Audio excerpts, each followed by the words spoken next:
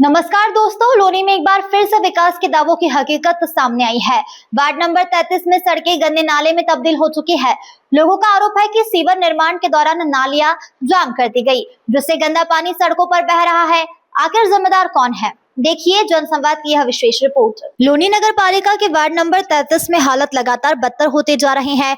महाराणा प्रताप चौक से लेकर रेल विहार तक सड़कें गंदी नालों में बदल चुकी है। स्थानीय लोगों का कहना है कि सीवर निर्माण कार्य के दौरान नालियों में कंक्रीट और रोड़ी भर दी गई है, जिससे पानी की निकासी पूरी तरीके से बाधित हो गई है। परिणाम स्वरूप गंदा पानी सड़कों पर बह रहा है और आम जनजीवन प्रभावित हो गया है। रोजाना स्कूली बच्चों को स्कूल जाने में परेशानी हो रही है। बुजुर्ग अस्पताल तक नहीं पहुंच पा रहे हैं। कामकाजी लोगों और महिलाओं को भी घर से निकलने में कठिनाइयों का सामना करना पड़ रहा है। लोगों का आरोप है कि उन्होंने कई बार अधिकारियों और जनप्रतिनिधियों को इस समस्या से अवगत कराया है, लेकिन अब तक कोई भी स्थायी समाधान नहीं निकला है। स्थानीय नागरिकों का यह भी कहना है कि वार्ड में एक निर्वाचित और 2 मनोनीत सभासद होने के बावजूद क्षेत्र की समस्या पर अपेक्षित ध्यान नहीं दिया जा रहा है। वहीं सीवर निर्माण एजेंसी की कार्यप्रणाली पर भी सवाल उठ रहे हैं। अब लोगों में नाराजगी बढ़ती जा रही है और चुनाव नजदीक होने के कारण जनता विकास के दावों पर सवाल खड़े कर रही है। नागरिकों की मांग है कि जल्द से जल्द नालियों की सफाई कराकर जल निकासी की व्यवस्था दुरुस्त की जाए, ताकि लोगों को राहत मिल सके।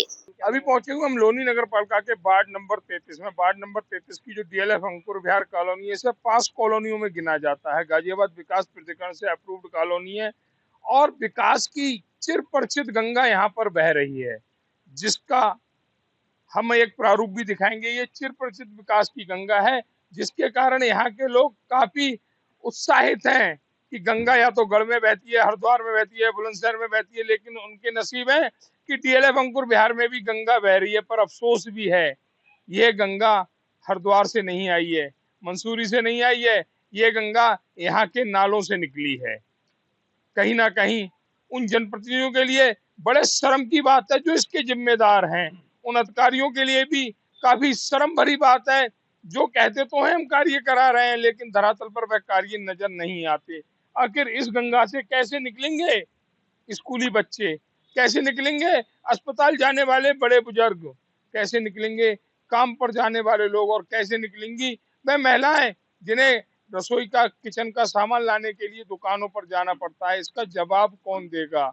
उसी जवाब की तलाश में हम यहाँ पहुंचे हुए हैं और यहाँ के स्थानीय परिवारों से जानकारी लेते हैं कि ऐसी स्थिति में आखिर वे कैसे गुजारा कर रहे हैं इस पास कॉलोनी में, जो गाजियाबाद विकास प्राधिकरण से अप्रूव्ड है, लेकिन अवैध निर्माणों की भरमार है। इस कॉलोनी में भी वहां पर लोग किस तरह का जीवन व्यतीत कर रहे हैं। सबसे पहले हमारे साथ एक साथी जुड़े हुए हैं, उनसे जानकारी लेंगे। भैया आपका नाम? विजय मित्तल।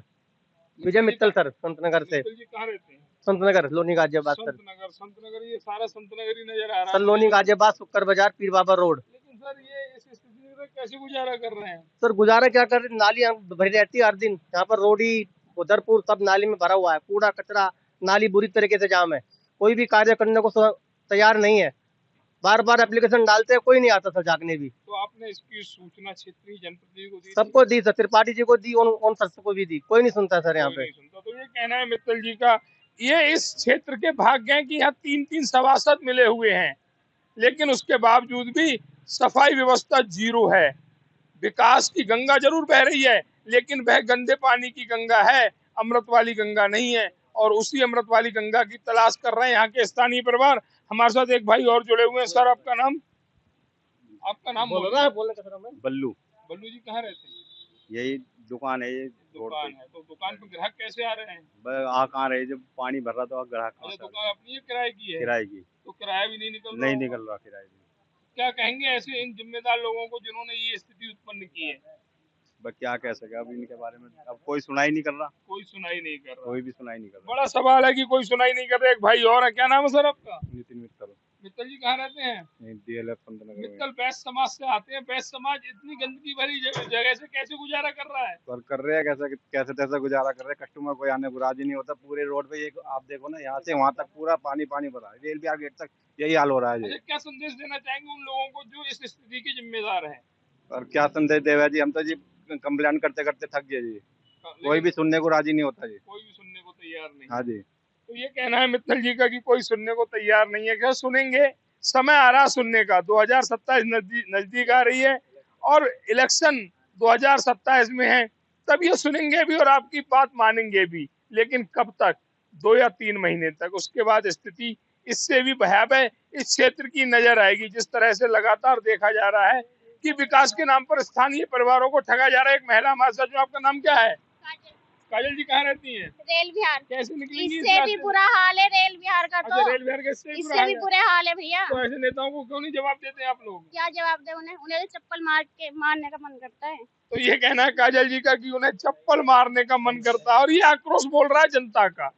जनता जो इन जनप्रतिनिधियों से, अपने नुमाइंदों से अपने क्षेत्र का विकास चाहती है। विकास के रूप में क्या चाहती है? बिजली, पानी और सड़क। ये 3 व्यवस्थाएं अगर सुदृढ़ हो, मजबूत हो, तो शायद जनता को किसी चीज की जरूरत ना हो। लेकिन यहाँ पर उल्टी कहानी है। पीने को पानी नहीं है, लेकिन सड़क पर भरने को भरपूर पानी। हमारे साथ एक समाजसेवी भी जुड़े हुए हैं, उससे पहले एक भाई जुड़े हुए हैं, उनसे जानकारी लेंगे। भैया आपका नाम? सोनपाल सिंह। सिंह साहब कहाँ रहते हैं? यहीं रहते हैं, डीएलएफ संतनगर में। अच्छा, संतनगर में रहते हैं। संतनगर नाम संतों के नाम पर है, लेकिन स्थिति राक्षसों की भी नहीं है। ये नेता कितनी भी आप कंप्लेंट कर लो, कितना भी कुछ भी कर लो, ये नेता इसलिए जब वोट आएगी ना, हाथ जोड़ते जोड़ते सबके पास आएंगे जितने भी खड़े हैं, पर किसी की सुनवाई। भी ज्यादा पानी भरा उसे भी पार कर उसे पार करेंगे, ऐसे लौट जाएंगे घुटने के बल। लेकिन अब किसी को सुनाई नहीं आ रही। कई कॉल कर चुके हैं हमारे जितने भी साथी हैं, ये सब ये अड़ोसी पड़ोसी सब फोन कर चुके हैं कि बाबूजी हमारा इस समाधान करा दो, पानी निकलवा दो। और देखो रोड बदर रोड डाल दी, नाले जाम कर रखे हैं इन लोगों ने। तो ऐसी तो इनकी व्यवस्था है। और जैसे ही यहाँ पे बारिश पड़ती है, लाइटें सबसे पहले गुल होंगी। हमारी व्यवस्था कैसी है? बिजली, पानी, सड़क, दो तीनों में से कोई सुविधा है ही नहीं भाई साहब। पानी का तो निकास ही नहीं है, आप खुद देख लो ना भाई साहब। 24 घंटे ऐसे ऐसी जगहों पे तुम निकल नहीं सकते। साला डर लगता है करंट ना लग जाए इस ट्रांसफार्मर से। तो ये कहना है भैया का, जबकि एक नियम है बारिश वगैरह में, जैसे ये पोल खड़ा हुआ है, इस पोल पर 4 फुट तक पन्नी बांधते हुए इसे इंसुलेट करना है, लेकिन कोई व्यवस्था ऐसी नजर नहीं आ रही है। लोहे का पोल बारिश में आप खाली नहीं छोड़ सकते।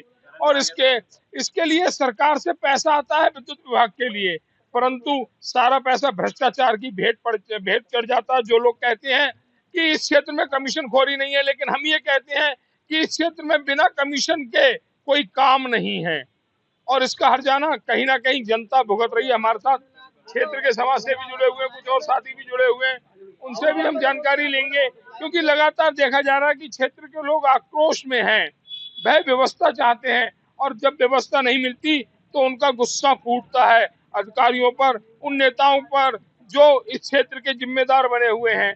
जिस तरह से देखा जा रहा है, हमारे साथ एक समाजसेवी भी जुड़े हुए हैं, पूर्व में चुनाव भी लड़ चुके हैं, उनसे भी जानकारी लेंगे कि आखिर ऐसी व्यवस्था पर वो सवाल खड़े क्यों नहीं कर रहे हैं। क्या कारण है कि उनकी तरफ से एक भी रिप्लाई नहीं आया।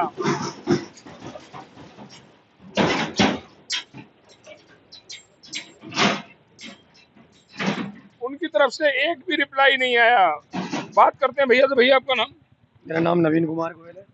नवीन गोयल जी, आपके क्षेत्र की एक स्थिति की पिक्चर हम आपको दिखा रहे हैं, क्या कहेंगे इस स्थिति? मैं ये कहना चाहूँगा, ये जितने भी मेरे व्यापारी भाई हैं, नरक के जीवन जीने को मजबूर हैं।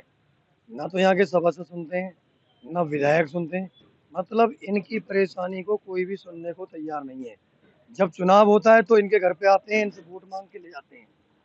और आज ये हालात है इस रोड का, वहाँ से लेके महाराणा प्रताप से यहाँ तक रेल विहार तक, इतना घुटनों भर पानी भरा रहता है। और ये खम्भा जो है ना, इससे गाय कभी भी टकरा सकती है, छोटे बच्चे टकरा सकते हैं, इसमें करंट आ जाता है। ये पानी उतर गया इसलिए बच गया है। बाकी यहाँ ये व्यापारियों ने इतनी कंप्लेनें लगा रखी हैं, इतना सभासद को भी बोल रखा, लेकिन कोई भी सुनने को तैयार नहीं है। यदि वो अपना काम सही टाइम पे करते तो आज ये पानी नहीं भरा होता। नवीन जी, एक सवाल हो रहा है। इस क्षेत्र में हमने आए दिन देखा है कि नारियल हजारों की संख्या में फूटते हैं, फिर भी जनता हाहाकार कर रही है। फिर वो नारियल वाला विकास है कहाँ पर? आज से 3 साल पहले नारियल फूटा था, काम अभी तक नहीं हुआ है। पूर्ण काम नहीं हुआ है। नहीं। तो ये सब जनता को घुमाने के लिए सिर्फ बेवकूफ बनाया जा रहा है यहाँ की जनता को, बीजेपी के नाम पे, और कुछ नहीं। तो ये कहना है नवीन जी का कि बीजेपी के नाम पर बेवकूफ बनाया जा रहा है। हम किसी पार्टी का नाम नहीं लेंगे, लेकिन उन जिम्मेदार लोगों को आगाह जरूर करेंगे कि ये आपकी जिम्मेदारी है। जनता के जो सुविधाएं देने का वादा आप लोग करते हैं, उन सुविधाओं को संपूर्ण कीजिए। नहीं तो अगर जनता आपको चढ़ाना जानती है तो उतारना भी बहुत अच्छे ढंग से जानती है, और शायद इस बार ऐसा ही होगा, क्योंकि जिस तरह से जनता आक्रोश में है, जनता का गुस्सा फूट रहा है, कहीं ना कहीं उन नेताओं पर भारी पड़ेगा जो आने वाले 2027 में विधानसभा का चुनाव लड़ेंगे बिना जनता के दुख दर्द को समझते हुए। फिलहाल सबसे बड़ा सवाल यही है कि आखिर वार्ड नंबर 33 की इस गंभीर समस्या का समाधान कब होगा? क्या जिम्मेदार अधिकारी और जनप्रतिनिधि समय रहते लोगों को राहत दिला पाएंगे, या फिर यह मुद्दा चुनाव तक जनता की नाराजगी का कारण बना रहेगा?